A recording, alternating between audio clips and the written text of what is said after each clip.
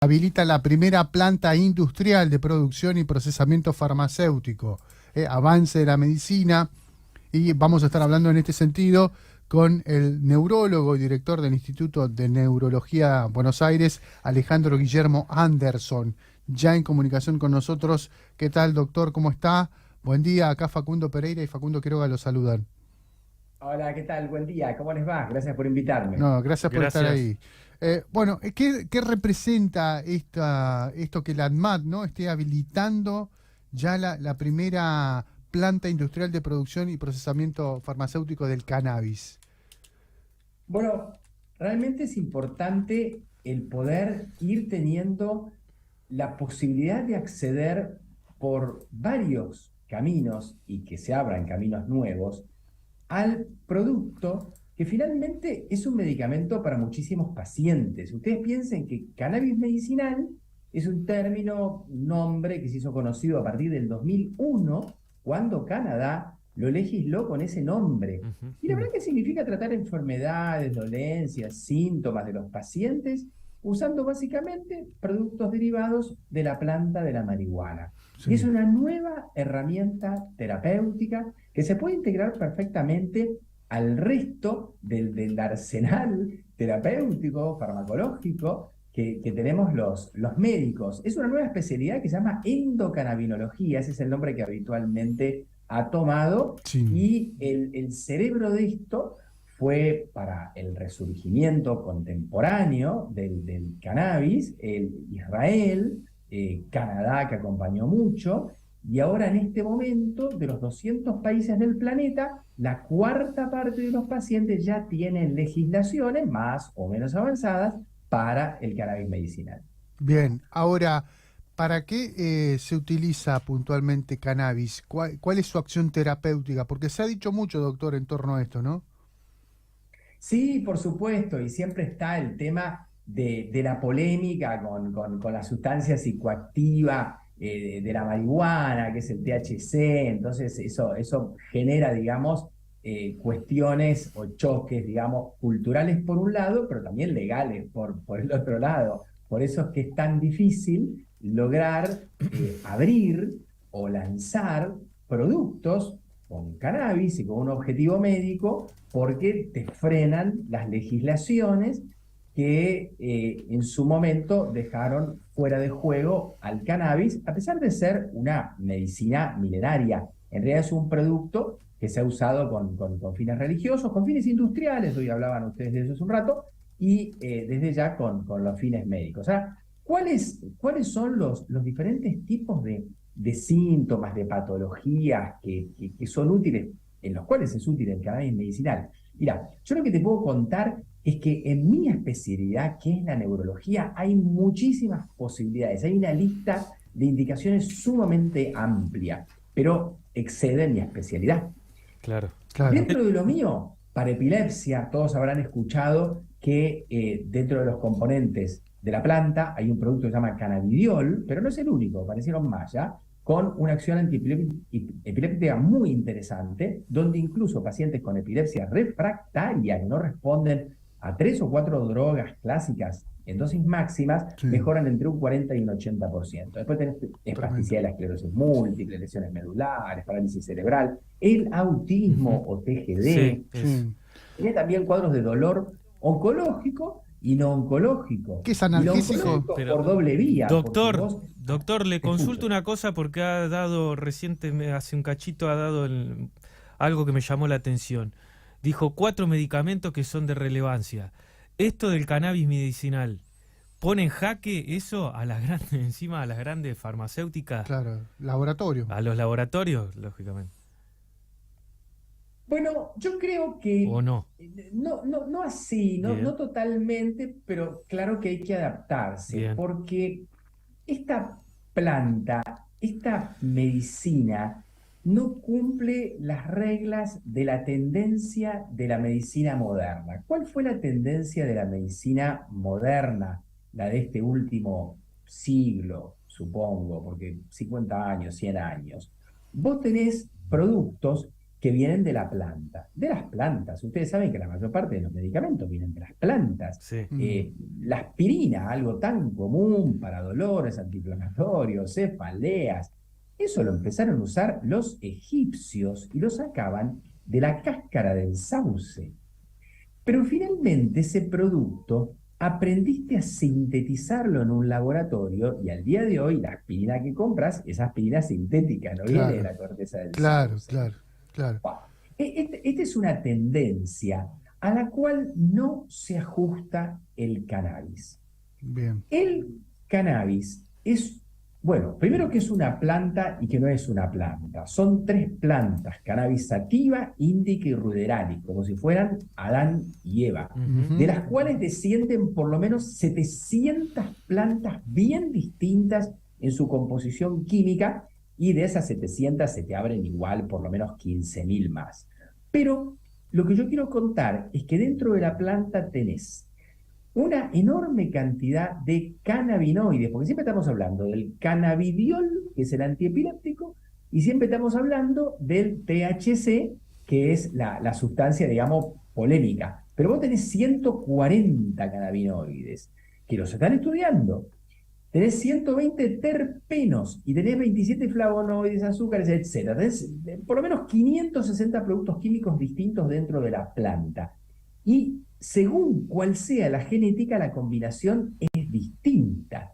Y no es lo mismo tomar una sustancia aislada de la planta, ponerle que sacás el cannabidiol, ¿no? Sacás el cannabidiol y tenés el Epidiolex, que es la que autorizó la FDA, ¿sí? No hace demasiado tiempo, autoriza la FDA como antiepiléptico, que nosotros le decimos cannabis de CBD, pero un CBD farmacológico, aunque es natural, o de molécula aislada. Vos podés tener otro tipo de aceites de cannabis con CBD, pero además con el resto de los componentes de la planta, y el efecto no es el mismo.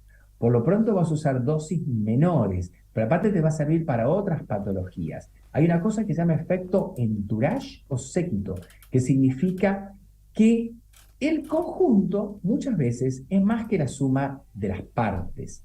Y estas reglas no las vemos en la tendencia moderna de los medicamentos que tenemos disponibles y que vienen haciendo los laboratorios hace tantos años. Entonces, como rompes un poco esa manera de trabajar, es cierto, se choca un poco, pero de todos modos, yo creo que se van a ir adaptando. Realmente el cannabis es distinto.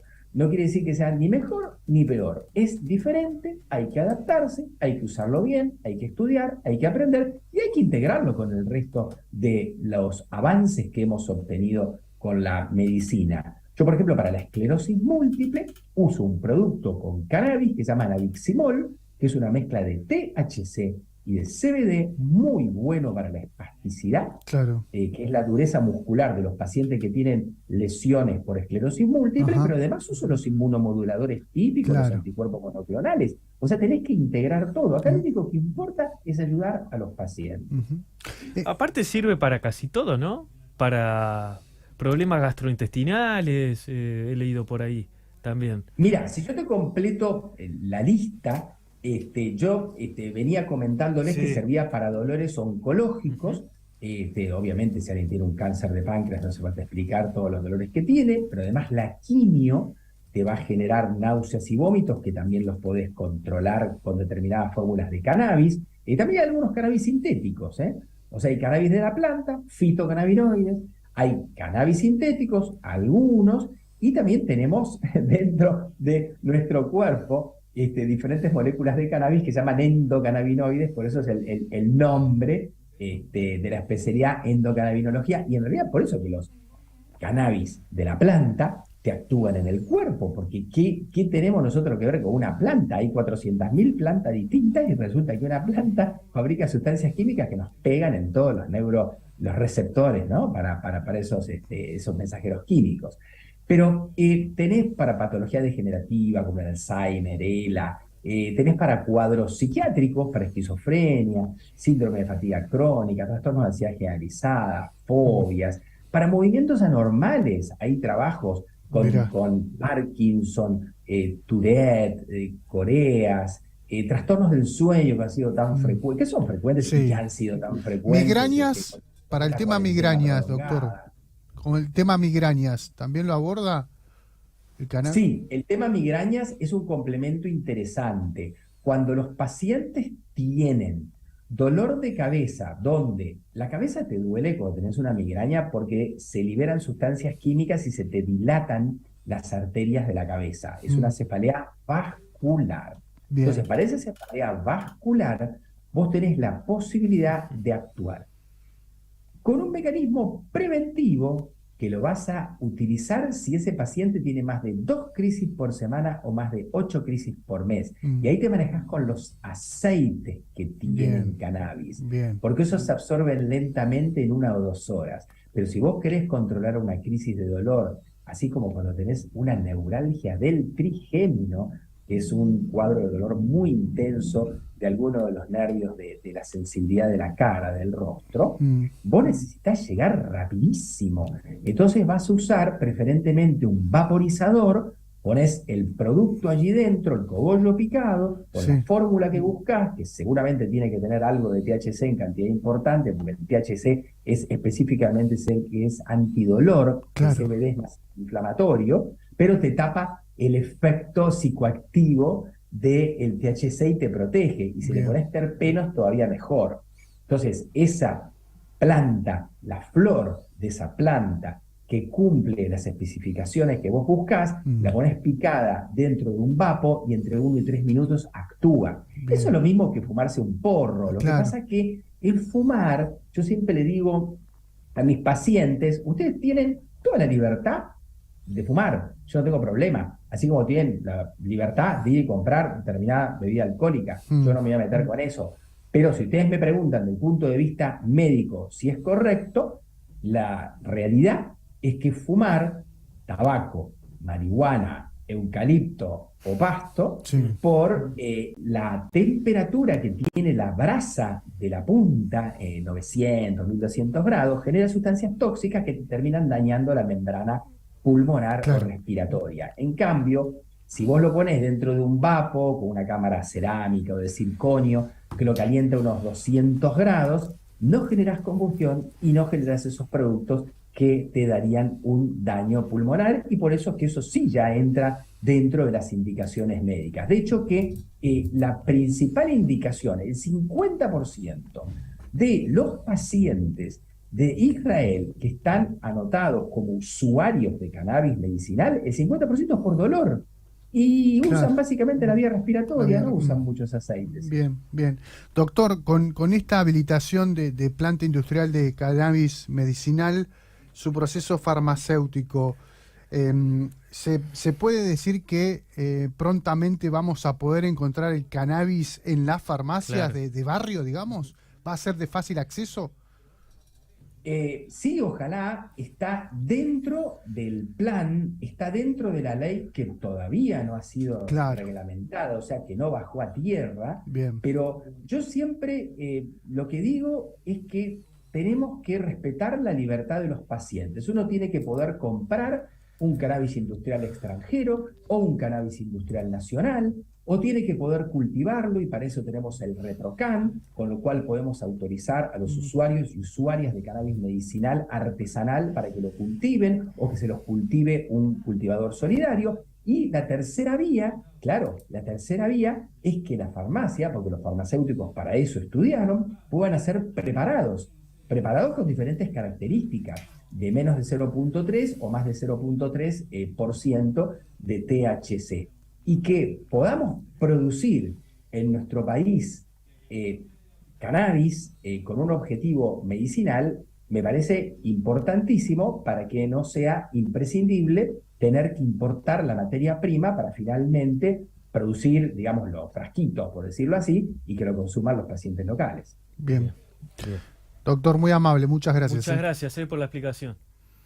Gracias a ustedes, que tengan un muy buen día y por supuesto, saludos a todos sus televidentes. Muy amables, muchas gracias.